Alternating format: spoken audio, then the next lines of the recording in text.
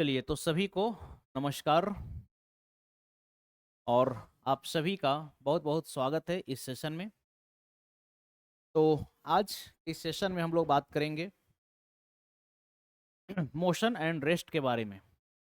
यानी कि आज का जो हमारा टॉपिक है, आप देख सकते हैं, आज का हमारा टॉपिक है मोशन एंड रेस्ट, जिसको हिंदी में हम लोग बोलते हैं गति गति तथा विराम।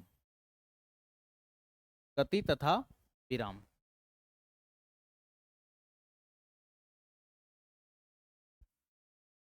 चलिए तो इसको हम लोग क्या कहेंगे? गति तथा विराम। गति तथा विराम। तो सबसे पहले यहाँ पर आपको दो शब्द दिख रहे हैं, एक है मोशन और दूसरा क्या है? रेस्ट। तो सबसे पहले मेरा आपसे सवाल ये है कि मोशन हम किसको कहेंगे और हम रेस्ट किसको कहेंगे?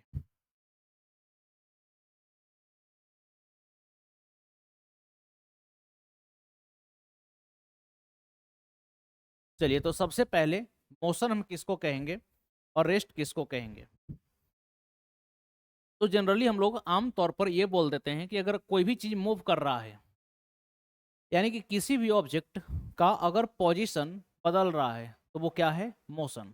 और अगर किसी चीज का पोजीशन नहीं बदल रहा है तो वो क्या है? रेस्ट। तो आइए समझते हैं कि रेस्ट और मोशन का सही मतलब क्या है। क्या किसी ऑब्जेक्ट का पोजीशन सिर्फ चेंज करना ही मोशन है, या पोजीशन चेंज नहीं करना ही रेस्ट है? तो आइए हम लोग शुरू करते हैं कि मोशन किसको कहेंगे और रेस्ट किसको कहेंगे। तो सबसे पहली बात, यहाँ पर यहाँ पर आप देख सकते हैं लिखा हुआ है कि an object is said to be in motion if its position changes with respect to its surrounding in a given time. जरा सा गौर कीजिएगा, किसी भी ऑब्जेक्ट को हम मोशन में कब कहेंगे? तो जब उसका पोजीशन किसी परिवेश में, यानी कि सराउंडिंग में, समय के साथ क्या होता हो? बदलता हो। जैसे कोई वस्तु गति में तब कहा जाता है जब परिवेश में वह समय के साथ अपनी स्थिति बदलता है। अगर पोजीशन में टाइम के साथ चेंजिंग हो रही है तो इसको हम क्या कहेंगे? तो इसको हम मोशन में कहेंगे। और अगर टाइम के साथ पोजीशन नहीं बदल रहा है तो इसको हम किस में कहेंगे? रेस्ट में। तो आगे क्या है कि यदि किसी वस्तु की स्थिति समय के साथ नहीं बदलती तो उसे विराम अवस्था में कहा जाता है। एग्जाम्पल की अगर हम बात करें तो आप देख सकते हैं कि एक कार स्पीडिंग ऑन रोड, यानी कि सड़क पर चलती हुई एक कार की अगर हम बात करें तो जो सराउंडिंग है, इस सराउंडिंग में टाइम के रिस्पेक्ट में कार का पोजीशन क्या हो रहा है? बदल रहा है। तो कार किस में कही जाएगी? मोशन में कही जाएगी। इसके बाद आप देख सकते हैं a butterfly flitting from flower to flower, यानी कि एक तितली है जो कि फूलों से फूलों तक भ्रमण कर रही है, एक फूल से दूसरे फूल तक, दूसरे फूल से तीसरे फूल तक उड़ रही है, भ्रमण कर रही है। तो ये किस में कही जाएगी? बटरफ्लाई मोशन में कही जाएगी। Moon going around the earth, यानी कि चंद्रमा जो है ये पृथ्वी का चक्कर लगा रही है, तो इसको भी आप क्या कहेंगे? मोशन में कहेंगे। इसको भी आप किस में कहेंगे? मोशन में कहेंगे। तो मोशन का हम लोग मतलब समझे बेसिकली कि अगर सराउंडिंग में टाइम के रिस्पेक्ट में अगर किसी ऑब्जेक्ट का पोजीशन बदल रहा है तो इसको हम किस में कहेंगे? मोशन। और अगर सराउंडिंग में, यानी कि परिवेश में, टाइम के रिस्पेक्ट में किसी ऑब्जेक्ट की पोजीशन नहीं बदल रही है तब इसको हम किस में कहेंगे? रेस्ट में कहेंगे। अब थोड़ा सा गौर कीजिएगा, यहाँ पर एक टर्म लिखा हुआ है रिलेटिव रेस्ट एंड मोशन, जिसको आप हिंदी में लिख सकते हैं सापेक्षिक, जिसको हम हिंदी में बोल सकते हैं सापेक्षिक, सापेक्षिक गति एवं विराम। सापेक्षिक गति एवं विराम। अब रिलेटिव रेस्ट और रिलेटिव मोशन का क्या मतलब है? तो सबसे पहले तो समझिए कि रेस्ट और मोशन, ये जो शब्द अभी आप देख रहे थे, दरअसल रियल में ये दोनों शब्द रिलेटिव हैं, दोनों शब्द सापेक्षिक हैं। अब दोनों शब्द रिलेटिव हैं कहने का क्या मतलब हुआ? तो दोनों शब्द रिलेटिव हैं कहने का मतलब कि एक ही ऑब्जेक्ट रेस्ट में भी हो सकता है और एक ही ऑब्जेक्ट मोशन में भी हो सकता है।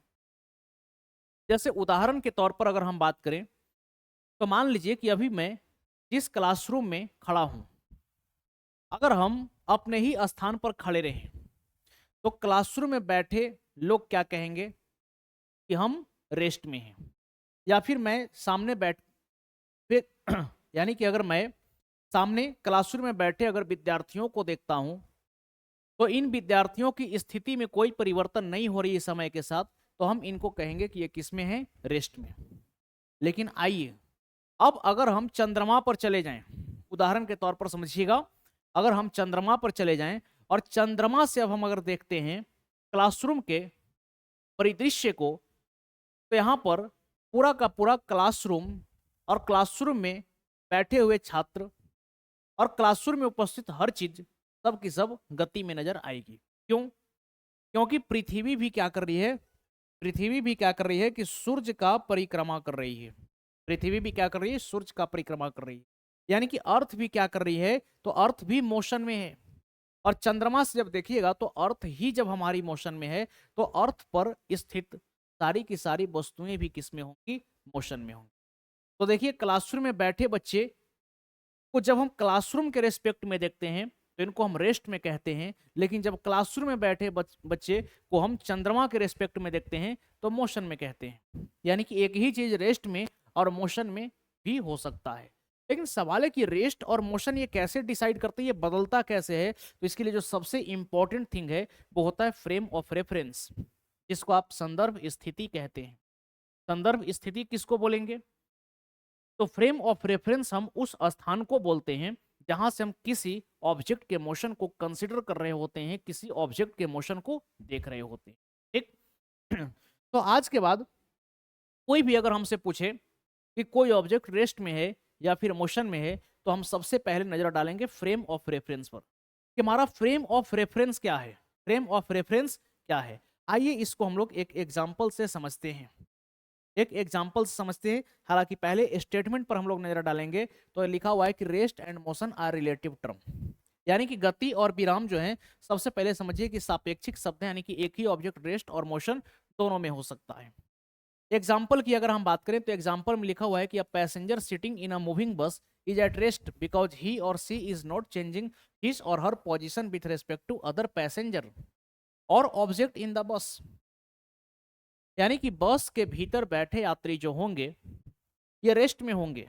क्यों? क्योंकि बस के भीतर बैठे यात्री का स्थिति किसी दूसरे यात्री के संदर्भ में बदल नहीं रही है।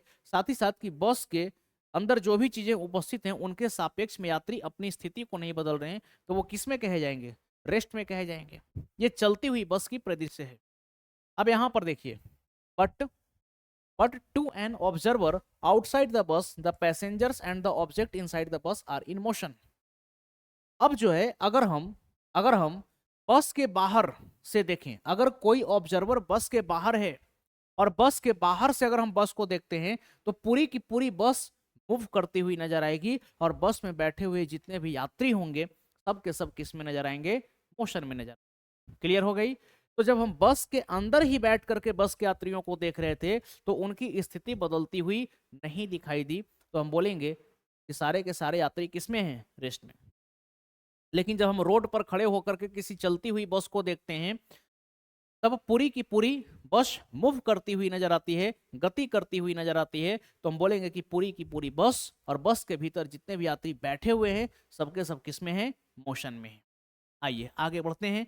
वही चीज हिंदी में लिखा हुआ है कि चलती बस में बैठा एक यात्री आराम की स्थिति में, क्योंकि बस में अन्य यात्रियों या वस्तुओं के संबंध में अपनी स्थिति नहीं बदल रहा, लेकिन बस के बाहर एक पर्यवेक्षक के लिए यात्री और बस के अंदर की वस्तुएं गति में हैं। इसको हम लोग एक और बेहतरीन एग्जाम्पल से समझते हैं। आपको यहाँ पर एक डायग्राम दिख रहा होगा स्क्रीन पर, थोड़ा सा इसको बड़ा कर लेते हैं ताकि आपको देखने में कोई परेशानी। चलिए अब ये चीज आपको क्लियर दिख रहा होगा। अब इस डायग्राम को आइए समझते हैं कि इस डायग्राम में क्या है। तो यहां पर देख सकते हैं कि एक प्लेटफॉर्म है और प्लेटफॉर्म को ही क्या लिया गया है, फ्रेम ऑफ रेफरेंस। एक प्लेटफॉर्म है और प्लेटफॉर्म को ही क्या लिया गया है, फ्रेम ऑफ रेफरेंस। प्लेटफॉर्म पर आप देख सकते हैं कि एक पेड़ है और एक व्यक्ति प्लेटफॉर्म पर ही खड़ा है, और यहाँ पर ये आप देख रहे हैं कि ट्रेन रुकी हुई है। यहाँ पर अभी ट्रेन किस में है, तो ट्रेन अभी रेस्ट में है। व्यक्ति कहाँ पर खड़ा है, प्लेटफॉर्म पर खड़ा है, और पेड़ भी कहाँ पर है, तो पेड़ भी प्लेटफॉर्म पर है। अब ये व्यक्ति क्या कहता है, तो थोड़ा सा इसकी बातों पर गौर करेंगे। तो ये कह रहा है कि ट्री इज एट रेस्ट। देखिए ये क्या कह दिया, ये कह दिया कि ट्री जो है किसमें है, रेस्ट में। यानी कि प्लेटफॉर्म पर खड़ा व्यक्ति जब प्लेटफॉर्म पर ही स्थित पेड़ को देखता है तो ये कह रहा है कि पेड़ रेस्ट में है। तो आखिर ऐसा इसने क्यों बोला, क्योंकि इसके आसपास की जो भी परिवेश है, उस परिवेश में इस पेड़ की स्थिति समय के साथ नहीं बदल रही है, इसीलिए व्यक्ति कह रहा है कि पेड़ किसमें है, रेस्ट में है। लेकिन अब थोड़ा सा इस डायग्राम पर आप नजर डालिए। पहले ये व्यक्ति प्लेटफॉर्म पर था, अब ये व्यक्ति प्लेटफॉर्म से कहाँ आ गया, ट्रेन पर। अब ये व्यक्ति जो है प्लेटफॉर्म से कहाँ पर आ गया, ट्रेन पर। और ट्रेन भी रेस्ट में नहीं है, बल्कि ट्रेन क्या कर रही है, ट्रेन मूव कर रही है। यहाँ पर देखिए लिखा हुआ है मूविंग ट्रेन क्या लिखा हुआ है, मूविंग ट्रेन। और यहाँ पर जो अब हमारा फ्रेम ऑफ रेफरेंस है, ये मूविंग ट्रेन है। अब यहाँ पर हमारी फ्रेम ऑफ रेफरेंस क्या है, तो यहाँ पर हमारी फ्रेम ऑफ रेफरेंस अब एक मूविंग ट्रेन है। तो जब इस ट्रेन से खड़ा होकर के वापस से व्यक्ति अब इस पेड़ को फिर से देखता है, तो अब इसका स्टेटमेंट बदल गया और अब ये तुरंत क्या कहने लग गया कि tree is in motion. Tree is in motion क्या कह रहा है कि पेड़ किस में है, तो पेड़ गति में। देखिए रियल में क्या हुआ, रियल में क्या हुआ कि ये आदमी प्लेटफॉर्म से आ गया पेड़ पर, सॉरी ये प्लेटफॉर्म से आ गया ट्रेन पर, और चूंकि ट्रेन मूव कर रही है तो ट्रेन के साथ साथ ये भी मूव कर रहा है। तो रियल में मोशन में कौन आया, मोशन में तो आया ये व्यक्ति, लेकिन फिर भी ये कह रहा है कि नहीं मोशन में पेड़ है। तो सबसे पहली बात यहां पर ये व्यक्ति इस पेड़ को रेस्ट में क्यों कहा, क्योंकि सराउंडिंग में टाइम के रेस्पेक्ट में पेड़ की स्थिति बदल नहीं रही थी। लेकिन जब ये व्यक्ति चलती हुई ट्रेन पर खड़ा हो जाता है तब वापस इस पेड़ को देख के कहता है कि पेड़ मोशन में है। तो ऐसा इसलिए बोलता है क्योंकि अब इस व्यक्ति को परिवेश के हिसाब से ये पेड़ मूव करती हुई नजर आती है। ठीक उसी प्रकार से जब हम किसी बस में या रेलगाड़ी में बैठ करके बाहर देखते हैं तो हमें पेड़ पौधे सब पीछे भागते हुए नजर आते हैं, जबकि रियल क्या है, तो रियल ये है कि आगे हम बढ़ रहे हैं। रियल में आगे ये व्यक्ति बढ़ रहा है, ट्रेन के साथ ये व्यक्ति रियल में आगे बढ़ रहा है, लेकिन कह रहा है कि मोशन में पेड़ है। यानी कि इससे एक कंक्लूजन ये निकला कि कोई भी जो ऑब्जर्वर होगा, कोई भी जो ऑब्जर्वर होगा वो हमेशा अपने आप को किस में मानेगा, तो वो हमेशा अपने आप को रेस्ट में मानेगा। इसको गांठ बांध लीजिए आप, ये बड़ा काम का चीज है। ये जो मैं आपको बताया हूं ये बड़ा काम का चीज है। इसको लिख देते हैं, an observer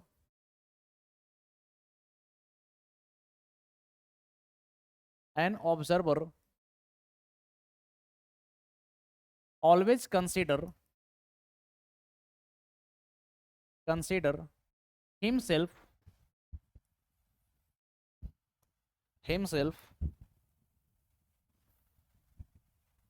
himself or herself in rest, himself और herself in rest। यानी कि हिंदी में आप क्या लिख सकते हैं, तो एक पर्यवेक्षक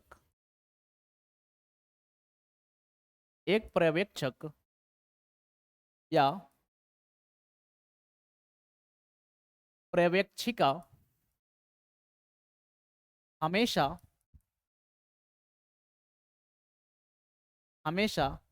खुद को विराम की स्थिति में मानता है या फिर मानती है, मानता है या फिर मानती है। यानी कि कोई भी ऑब्जर्वर जो होगा वो किस में अपने आप को मानेगा, रेस्ट में। अगर हम किसी भी चीज को ऑब्जर्व कर रहे हैं, किसी भी ऑब्जेक्ट को अगर हम देख रहे हैं कि भाई कोई ऑब्जेक्ट रेस्ट में है या फिर मोशन में, तो इसके लिए सबसे पहले हम अपने आप को मानेंगे कि हम रेस्ट में, और रेस्ट में मान करके ही हम चीजों को क्या करेंगे, इवेलुएट करेंगे। इतना ही नहीं, अर्थ की अगर हम बात करें तो अर्थ जो है एक non inertial frame of reference है, यानी कि पृथ्वी जो है एक non inertial frame of reference है, यानी कि पृथ्वी गतिशील है, पृथ्वी मूव कर रही है। लेकिन न्यूटन साहब भी जो आए तो यहां पर उनकी लॉस वैलिड हो सके, तो न्यूटन साहब भी अर्थ को क्या मान लिए, इनर्शियल फ्रेम ऑफ रेफरेंस। तो रियल में अर्थ रेस्ट में नहीं है, लेकिन हम इसको अर्थ को रेस्ट में मानते हैं ताकि जो भी न्यूटन लॉज ऑफ मोशन है ये वैलिड हो सके। तो चलिए उम्मीद करते हैं कि ये बात आपको समझ में आई होगी। आइए आगे बढ़ते हैं।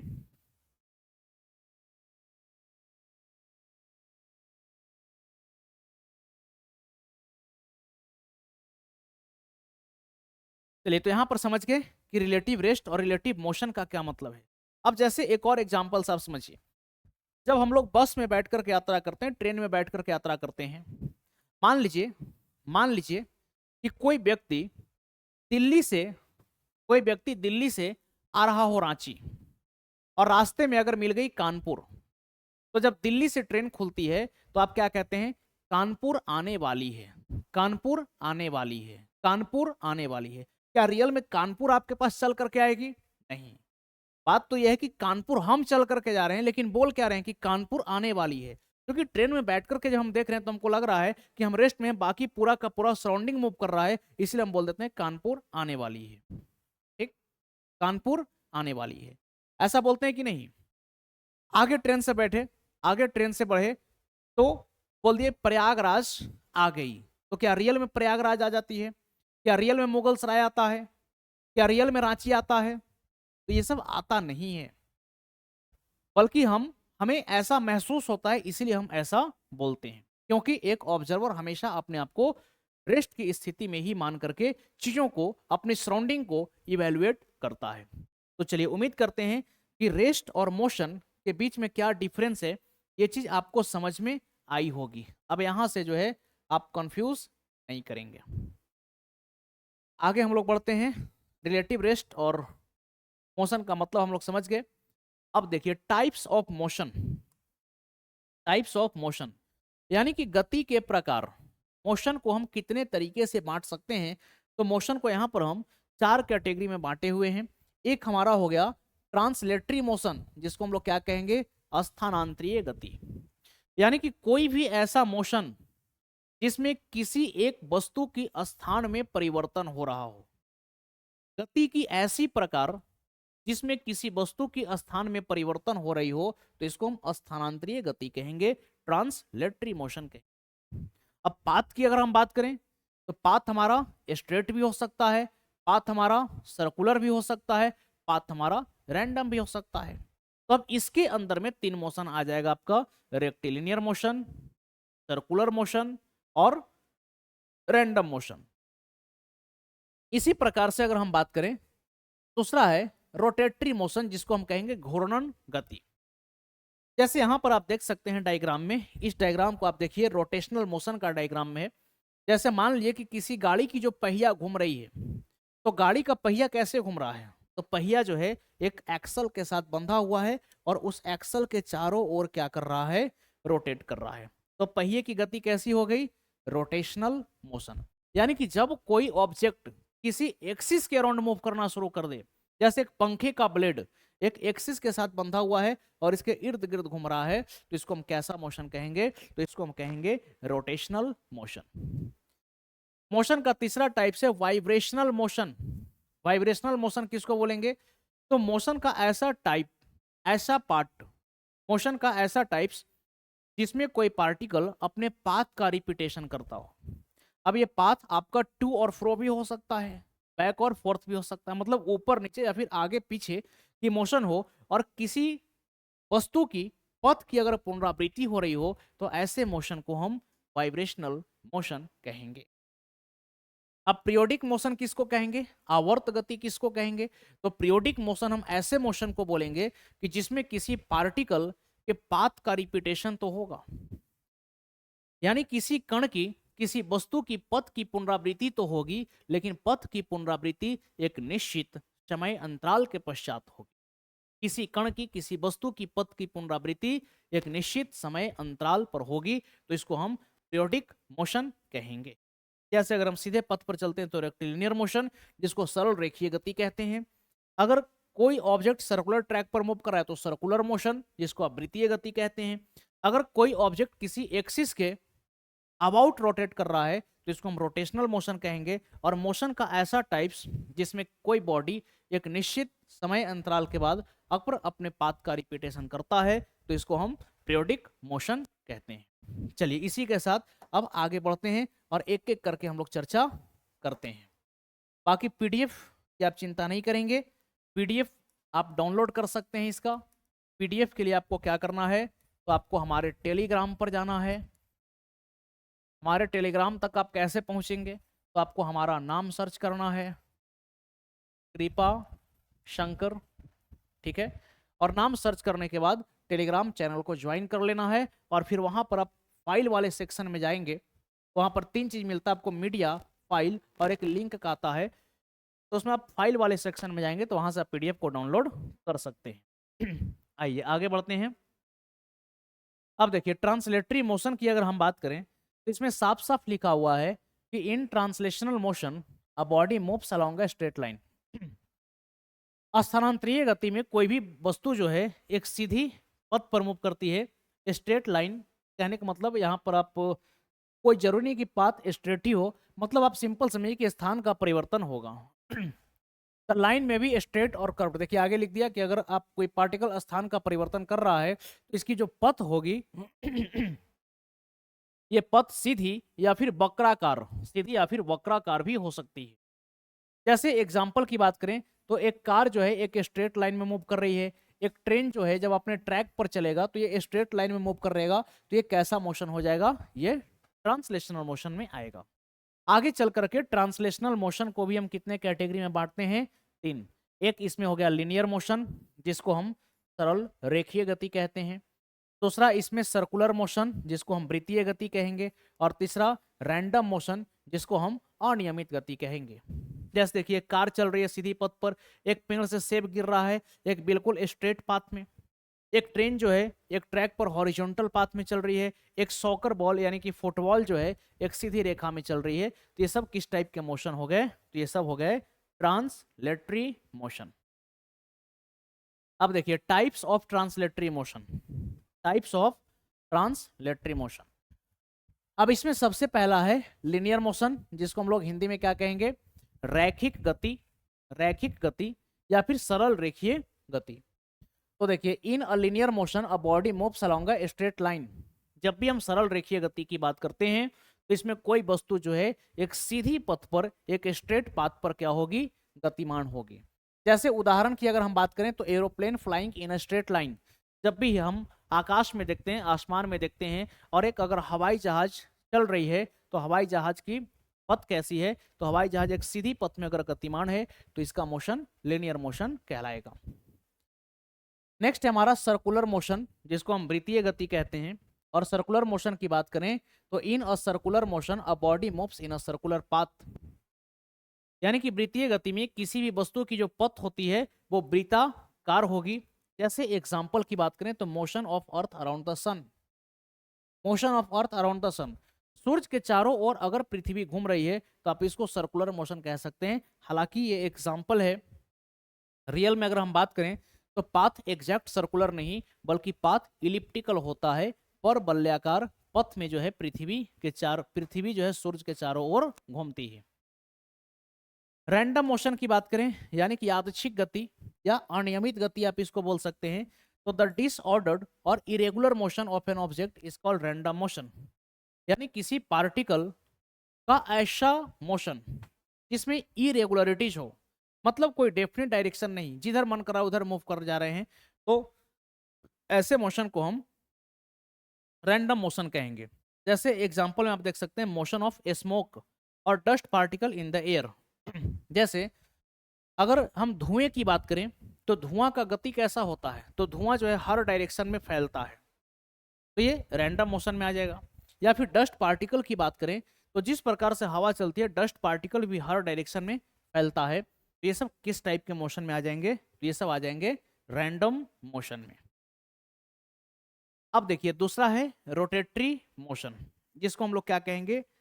घूर्णन गति।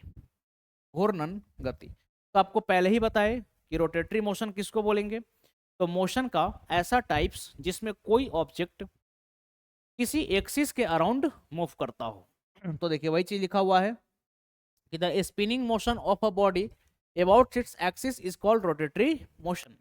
यानी कि जब कोई पिंड अपनी अक्ष के चारों ओर गति करता है तब उस पिंड की घूर्णन गति कहलाती है। जैसे एग्जाम्पल की बात करें तो for example the motion of wheel about its axis as and that of string wheel. जैसे एक पहिया है, जैसे यहाँ पर आप एक पहिया देखिए, तो ये पहिया में बीच में आपको क्या दिख रहा है? एक एक्सल दिख रहा है। पहिए के बीच में आपको एक एक्सल दिख रहा है, और ये पहिया जब भी घूमेगा इसी एक्सल के चारों ओर बताइए गोल गोल घूमेगा कि नहीं? तो यहाँ पर ये कैसा मोशन हो गया? ये हो गई रोटेटरी मोशन। गाड़ी का जो स्टीयरिंग होता है, स्टीयरिंग व्हील जो होता है, वो भी एक एक्सिस के अराउंड रोटेट करता है, तो वो भी कैसा मोशन? Rotatory motion. यहाँ पर आप देख सकते हैं कि पंखे का जो ब्लेड है ये भी एक एक्सिस के साथ बंधा हुआ है और इस एक्सिस के चारों ओर घूम रहा है, तो इसका कैसा मोशन? तो रोटेटरी मोशन। बात अगर हम अर्थ की करें तो अर्थ भी क्या है? अपनी एक्सिस पर झुकी हुई है और ये एक्सिस के चारों ओर क्या कर रही है? मूव कर रही है। तो अर्थ की भी कैसी मोशन है? तो अर्थ की भी एक अपनी रोटेटरी मोशन है। ठीक है, आइए आगे बढ़ते हैं। नेक्स्ट हमारा है वाइब्रेटरी मोशन। तो वाइब्रेटरी मोशन की अगर हम बात करें तो यहाँ पर आप देख सकते हैं कि जब कोई पिंड अपनी माध्य स्थिति के आगे पीछे या ऊपर नीचे गति करता है तो इसे उस पिंड की दोलन अथवा कंपन गति कहते हैं। यानी कि अपने मीन पोजीशन, जैसे यहाँ पर आप देख लीजिए कि एक पेंडुलम है। अब इस पेंडुलम को इस प्रकार से जो है बिल्कुल सीधा लटका दिया गया है। तो ये जो वर्तमान स्थिति आप देख रहे हैं पेंडुलम की, इसको हम लोग क्या कहेंगे? तो पेंडुलम की ये जो वर्तमान स्थिति है इसको हम मीन पोजीशन कहेंगे। मीन पोजीशन यानी कि मध्यमान स्थिति इसको हम लोग कहेंगे। अब जरा इसको अगर इधर से हम एक टिचकी दे दें, इधर से अगर इसको एक झटका दे दें, तो ये अपने मीन पोजीशन से आगे जाएगा, फिर पीछे आएगा, फिर मीन पोजीशन से ऊपर जाएगा। यानी कि ये अपने मीन पोजीशन के ही आगे पीछे आगे पीछे आगे पीछे घूमता रहेगा। तो यहाँ पर हम पेंडुलम के मोशन को कैसा मोशन कहेंगे? Vibratory motion. हाँ, अगर यही एक चीज होता कि अगर ये एक निश्चित समय अंतराल के बाद अपने समय को रिपीट करता, तब ये बन जाता पीरियोडिक मोशन। ठीक है, एग्जाम्पल जैसे एक सिलाई मशीन, जैसे सिलाई मशीन को जब चलाई जाती है तो उसका जो सुई होता है वो ऊपर नीचे ऊपर नीचे ऊपर नीचे मूव करता है। तो सिलाई मशीन का सुई ऊपर नीचे तो मूव कर रहा है, लेकिन इसका समय अंतराल फिक्स नहीं है। ये हमारे हाथ या फिर पैरों की रफ्तार पर डिपेंड कर रहा है। लेकिन अगर एक निश्चित समय अंतराल में ये ऑसिलेट करना, मूव करना शुरू कर दे, तो फिर यही क्या बन जाएगा? हमारा पीरियोडिक मोशन बन जाएगा। आगे की बात करें तो देखिए it vibrates back and forth as you swing, मतलब सिलाई मशीन को आप जिस प्रकार से चलाएंगे तो उसके हिसाब से आगे और पीछे क्या करेगा? मूव करेगा।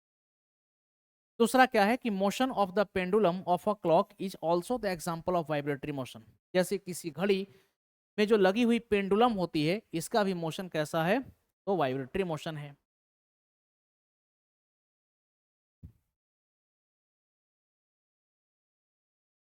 अब देखिए मोशन को हम लोग दो और तरीके से बांटते हैं, एक यूनिफॉर्म मोशन और दूसरा नॉन यूनिफॉर्म मोशन। तो यहाँ पर यूनिफॉर्म मोशन और नॉन यूनिफॉर्म मोशन हम किसको बोलेंगे?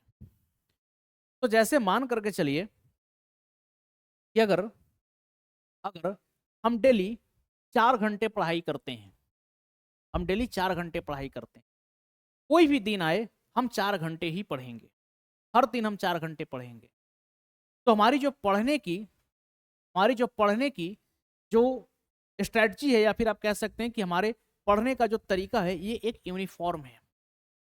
जबकि ये पता चला कि आज हम 5 घंटा पढ़ लिए, कल हम 1 ही घंटा पढ़े, अगले दिन 6 घंटा पढ़ लिए, फिर किसी दिन 2 घंटा पढ़ लिए, किसी दिन पढ़े ही नहीं, तो ये फिर पढ़ने का तरीका क्या हो जाएगा? Non uniform. तो उसी प्रकार से मोशन को हम यूनिफॉर्म और नॉन यूनिफॉर्म कब बोलेंगे? तो जब कोई object equal interval of time में इक्वल डिस्टेंस को कवर करता है तब उसका मोशन कहलाएगा यूनिफॉर्म। लेकिन जब कोई object equal interval of time में अनइक्वल डिस्टेंस को कवर करेगा तब इस मोशन को हम नॉन यूनिफॉर्म कहेंगे। तो आइए वही चीज यहां पर लिखा हुआ है, if an object travels equal distance in equal in time intervals, then its motion is said to be uniform motion. If unequal distances are traveled by an object in equal time interval, then its motion is said to be non-uniform. Simply कि यदि कोई वस्तु समान समय अंतराल में समान दूरी तय करती है तो उसकी गति को एक समान गति कहा जाता है, जबकि यदि किसी वस्तु द्वारा समान समय अंतराल में असमान दूरी तय की जाती है तब उसकी गति क्या कहलाएगी, असमान कहलाएगी। इसको एनसीईआरटी के एक टेबल से हम लोग समझने का प्रयास करते हैं। देखिए जो आप सारणी देख रहे हैं ये एनसीईआरटी बुक से ली गई है। चलिए जूम कर देते हैं ताकि आपको देखने में परेशानी ना हो। आइए समझते हैं इसको।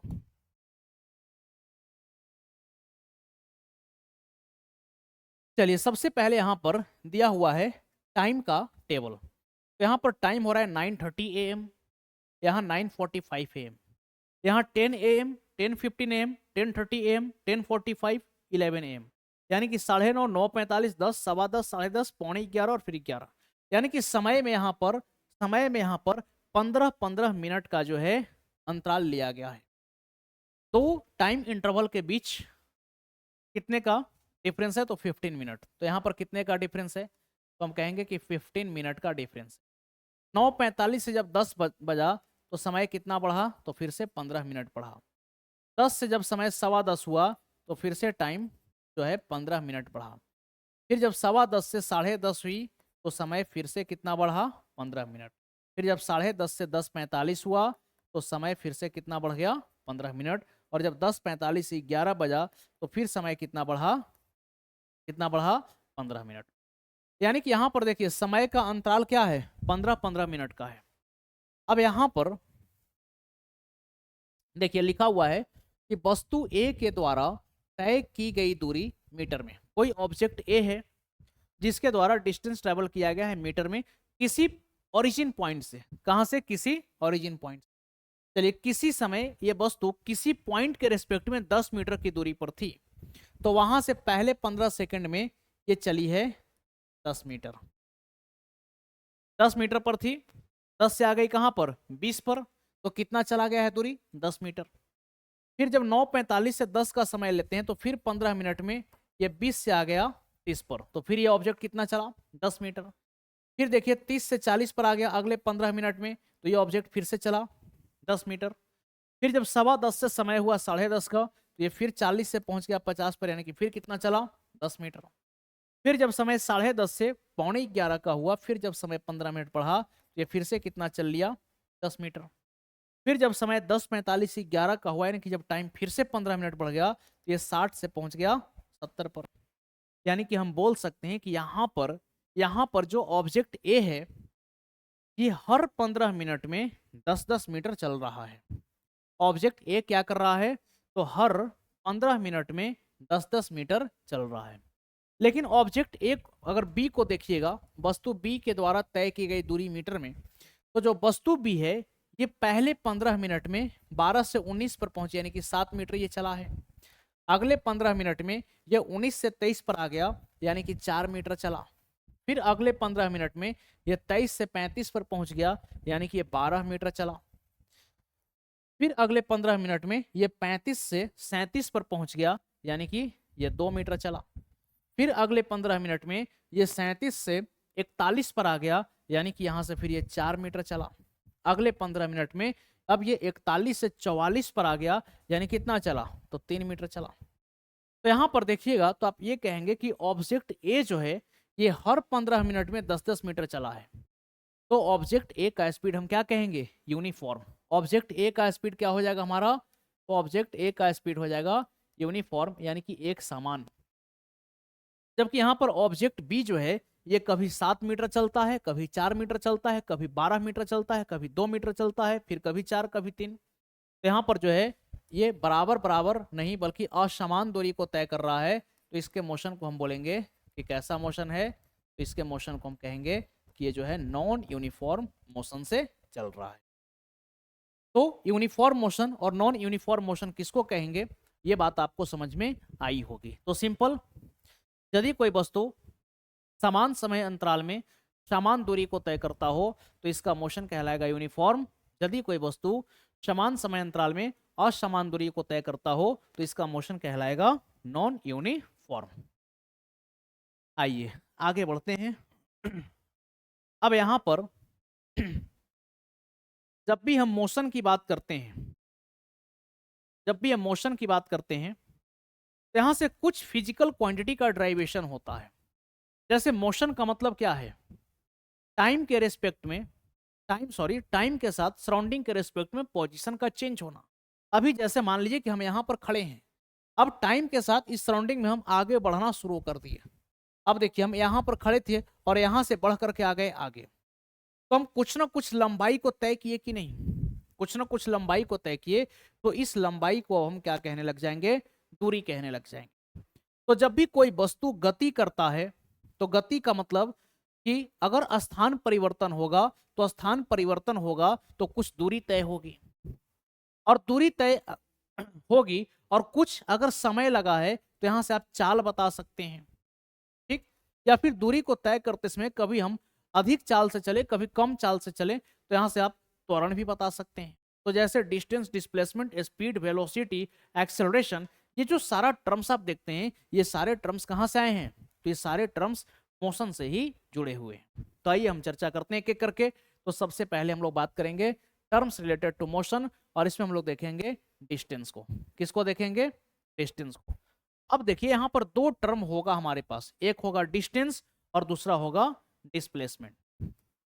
तो जैसे मान करके चलिए हम डिस्टेंस किसको बोलेंगे,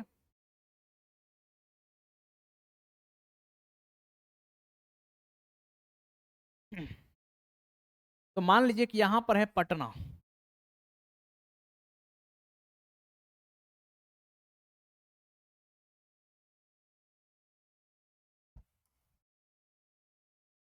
चलिए यहां पर है पटना,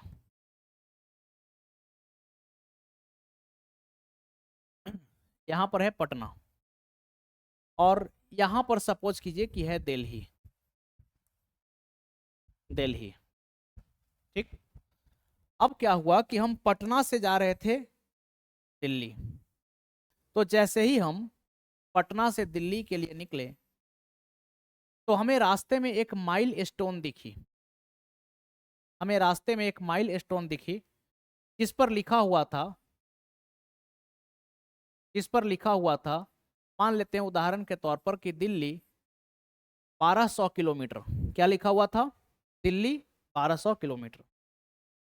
जब हम चलना शुरू किए और चलते चलते जब दिल्ली पहुंच गए तो फिर से हमें एक माइल स्टोन दिखी दिल्ली पहुंचने के पश्चात, और इस पर लिखा हुआ है,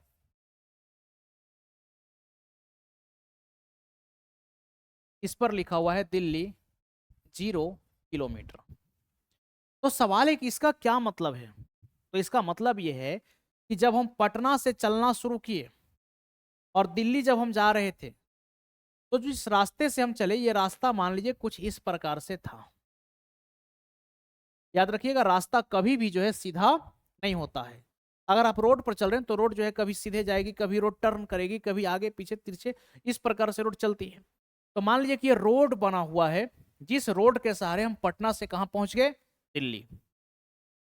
ये जो माइल स्टोन दिखा जिस पर लिखा हुआ है कि दिल्ली 1200 किलोमीटर और दिल्ली आने पर दिख रहा है कि दिल्ली 0 किलोमीटर, इसका क्या मतलब है, तो इसका मतलब ये हुआ कि पटना में जब ये माइल स्टोन हमें दिखा तो इसका मतलब हुआ कि दिल्ली जाने के लिए आप जिस रास्ते का चयन कर रहे हैं उस रास्ते की वास्तविक लंबाई 1200 मीटर है।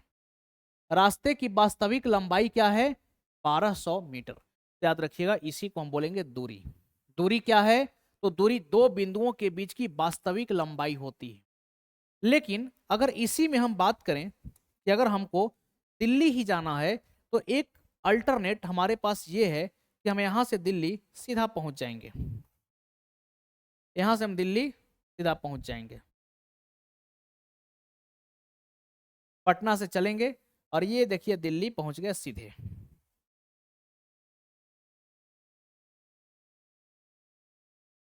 पटना से चले और सीधे दिल्ली पहुंच गए। तो ये जो पटना से दिल्ली के लिए जो एक सबसे शॉर्टकट पाथ आपको दिख रहा है, इसको हम लोग क्या कहेंगे, तो इसको हम लोग कहेंगे डिस्प्लेसमेंट। अब देखिए दोनों में फर्क क्या है, तो डिस्टेंस जो है इसमें डायरेक्शन जो है बदल रहा है। देखिए जो रास्ते की वास्तविक लंबाई थी, इसका डायरेक्शन बताइए हर जगह बदल रहा है कि नहीं। जबकि डिस्प्लेसमेंट में देखिएगा कि पटना से दिल्ली का जो सबसे शॉर्टकट पाथ है, इसमें एक डेफिनिट डायरेक्शन है। इसमें क्या है, एक डेफिनिट डायरेक्शन। तो अगर दूरी में एक निश्चित दिशा आ जाए तो इसी को हम क्या कहेंगे, विस्थापन। तो सबसे पहले समझिए कि दूरी और विस्थापन क्या है। तो दूरी दो बिंदुओं के बीच की वास्तविक लंबाई होती है, जबकि विस्थापन दो बिंदुओं के बीच की न्यूनतम लंबाई होती है। तो यहां पर हम इसको क्या कहेंगे, चलिए तो ये जो आप रास्ता देख रहे हैं इसको हम लोग बोलेंगे अब डिस्टेंस। इस रास्ते को हम दूरी कहेंगे, और ये जो रास्ता दिख रहा है इस रास्ते को हम क्या कहेंगे, तो इस रास्ते को हम कहेंगे डिस्प्लेसमेंट। तो पहला चीज कि दूरी दो बिंदु के बीच की वास्तविक लंबाई हो गई, जबकि विस्थापन दो बिंदुओं के बीच की न्यूनतम लंबाई हो जाए। दूरी में जो है कोई दिशा निर्धारित नहीं है, जबकि विस्थापन में एक दिशा निर्धारित होती है। अब यहां से एक रिलेशन याद रखिएगा, एक रिलेशन याद रखिएगा कि दूरी और विस्थापन में क्या संबंध है। तो डिस्टेंस जो होता है ये जनरली बड़ा होता है किससे, डिस्प्लेसमेंट से। डिस्टेंस जो है जनरली डिस्प्लेसमेंट से क्या होगा, बड़ा होगा। लेकिन जब कोई पार्टिकल स्ट्रेट लाइन का मोशन करे बिना अपने पाथ के रिपीटेशन का, अपने रास्ते को बिना पलटे अगर हम सीधे चल रहे हैं, तब इस कंडीशन में दूरी और विस्थापन क्या हो जाएगी, बराबर हो जाएगी। तो डिस्टेंस और डिस्प्लेसमेंट के बीच में क्या रिलेशन है, याद रखिएगा डिस्टेंस जो है ये डिस्प्लेसमेंट से बड़ा या फिर बराबर होगा। डिस्प्लेसमेंट की मैक्सिमम वैल्यू डिस्टेंस के बराबर हो सकती है, डिस्प्लेसमेंट कभी भी डिस्टेंस से बड़ा नहीं होगा। अब इनके रेशियो की अगर हम बात करें कि भाई डिस्टेंस और डिस्प्लेसमेंट का जो रेशियो बनेगा ये हमेशा बड़ा या बराबर होगा किसके, एक के। तो एक से ये बड़ा या फिर बराबर। तो आइए फटाफट से हम लोग एक बार इनके डिफिनीशन पर नजर डाल लें।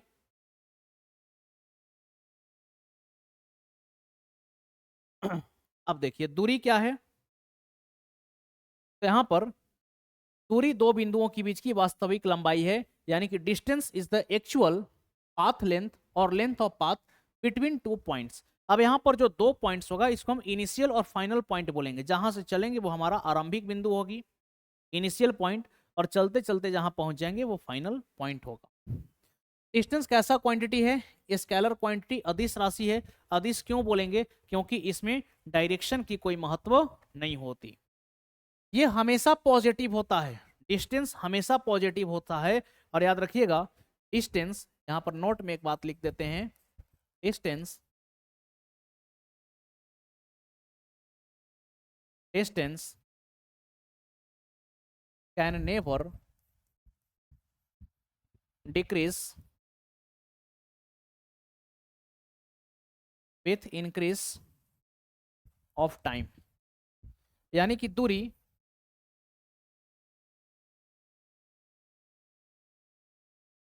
बढ़ते समय के साथ कभी नहीं घटती। अगर समय बढ़ रहा है तो डिस्टेंस आपका बढ़ेगा, डिस्टेंस कभी भी घटेगा। अब यहां पर देखिए नोट में एक बात लिखा हुआ है कि odometer is an instrument used to measure the distance in vehicle. वाहनों के द्वारा जो तय की गई दूरी होती है इसको हम लोग कैसे मापेंगे, तो इसको हम ओडोमीटर नामक यंत्र द्वारा मापते हैं। ओडोमीटर कैसा होता है, तो गाड़ी का जो मीटर आप देखते हैं, जैसे मान लीजिए कि गाड़ी का मीटर है, इसमें लिखा हुआ है स्पीड 20, 40, 60, 80, 100, 120, 140, इस प्रकार से मार्किंग होता है। आप यहाँ पर देखेंगे कि ये कांटा भी है। अब यहाँ पर जो है एक बीच में आप देखते होंगे इस प्रकार का, जिसमें कुछ नंबर 1 2 3 4 लिखा हुआ रहता है। तो ये जो आप पार्ट देख रहे हैं इसी को हम लोग क्या कहते हैं, इसी को हम लोग ओडोमीटर बोलते हैं। बाकी जो स्पीड को बताता है इसको हम लोग क्या कहेंगे, स्पीडोमीटर कहेंगे। डिस्टेंस को हम लोग जनरली मीटर या किलोमीटर में मेजर करेंगे। बात अगर हम डिस्प्लेसमेंट की करें कि डिस्प्लेसमेंट क्या है, तो आप देख सकते हैं विस्थापन दो बिंदुओं के बीच की क्या है, न्यूनतम लंबाई होती है। क्योंकि अगर ये पॉइंट ए है और ये पॉइंट बी है तो इसको हम डिस्टेंस कहेंगे, क्योंकि डिस्टेंस में कोई डेफिनेट डायरेक्शन नहीं है। जबकि डिस्प्लेसमेंट में आप देखिएगा तो एक डेफिनेट डायरेक्शन है। तो डिस्प्लेसमेंट कैसा क्वांटिटी हो जाएगा, एक वेक्टर क्वांटिटी यानी कि सदिश राशि, क्योंकि इसमें जो है दिशा की महत्व होती है। It can be positive, negative और जीरो। ये पॉजिटिव भी हो सकता है, निगेटिव भी हो सकता है और जीरो भी हो सकता है। यानी कि बढ़ते समय के साथ ये घट भी सकता है। नोट में लिख देते हैं, distance can decrease with increase of time. Sorry distance नहीं, डिस्प्लेसमेंट, माफ कीजिएगा, डिस्प्लेसमेंट। यानी कि विस्थापन, विस्थापन बढ़ते समय के साथ घट सकती है, घट सकती है। अगर समय बढ़ रहा है तो डिस्प्लेसमेंट घट भी सकता है। और डिस्प्लेसमेंट और डिस्टेंस में क्या रिलेशन देखें कि डिस्टेंस बड़ा और बराबर होता है किससे, डिस्टेंस बड़ा या बराबर किससे होता है, डिस्प्लेसमेंट से। तो चलिए आज हम लोग डिस्टेंस और डिस्प्लेसमेंट तक ही रखते हैं। बाकी इसमें हम लोग कुछ और कॉन्सेप्ट की भी चर्चा करेंगे कि आखिर डिस्प्लेसमेंट को पॉजिटिव कब कहेंगे, नेगेटिव कब कहेंगे, जीरो कब कहेंगे, नेगेटिव डिस्प्लेसमेंट्स का क्या मतलब है और इस पर बेस्ड कैसे सवाल आते हैं। तो इन तमाम चीज़ों की चर्चा और इसके आगे की कहानी, जैसे speed, velocity, speed, average velocity, relative velocity, accelerations, इन तमाम चीज़ों की चर्चा हम लोग करेंगे फिर नेक्स्ट क्लास में। Thank you to all of you.